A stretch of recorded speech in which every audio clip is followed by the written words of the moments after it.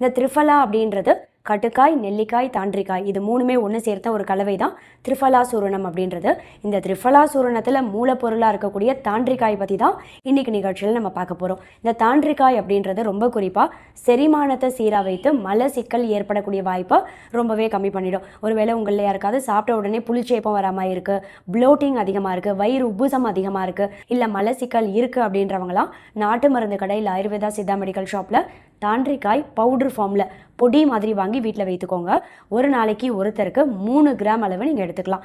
3 gram அளவு இந்த தாண்டிக்காய் பொடி, இது கூடவே ஒரு கிளாஸ் வெந்நீர் நல்லா கலக்கிட்டு இரவு உணவு சாப்பிட்ட 30 நிமிஷத்துக்கு அப்புறம் இதை நீங்கள் குடிச்சிட்டு அதுக்கப்புறம் நீங்கள் பால் எதுவும் எடுக்க வேண்டாம்.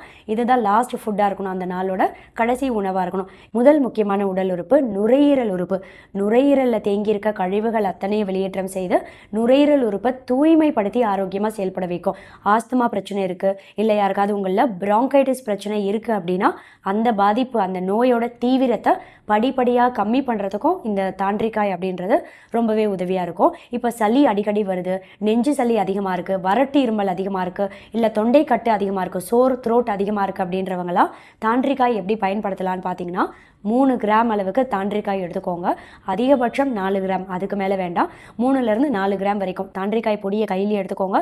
இதில் கொஞ்சமாக தேன் சேர்த்து, தூய்மையான சுத்தமான தேன் சேர்த்து நல்லா குழைத்து இதை நீங்கள் அப்படியே சாப்பிட்டுடலாம். காலை உணவுக்கு 30லேருந்து 45 நிமிஷத்துக்கு அப்புறமா இதை நீங்கள் எடுத்துக்கலாம். தொடக்கம் நோய் எதிர்ப்பு தன்மையையும் பல மடங்கு அதிகப்படுத்தும் இந்த தாண்டிக்காய் தேநீர். அதே மாதிரி மூலவியாதி, ஒரு சிலருக்கு பார்த்தீங்கன்னா மூலவியாதியோட சேர்ந்த மாதிரி ரத்தப்போக்கு இருக்கும் இல்லையா, ப்ளீடிங் பைல்ஸ்ன்னு சொல்லுவோம். இப்படி மூலவியாதி இருக்குது அப்படின்றவங்களும் 3 கிராம் அளவுக்கு தாண்டிக்காய் பொடியை ஒரு கிளாஸ் மோரில் கலக்கி காலையில் ஒரு 11 மணி அளவில் தொடர்ச்சியாக ஒரு 30 நாட்கள் குடிச்சிட்டே வரீங்க அப்படின்னாலே மூலவியாதினாலே ஏற்படக்கூடிய ரத்தப்போக்கு படிப்படியாக நாளடைவில் கொஞ்சம் கொஞ்சமாக குறையிறதும் உங்களை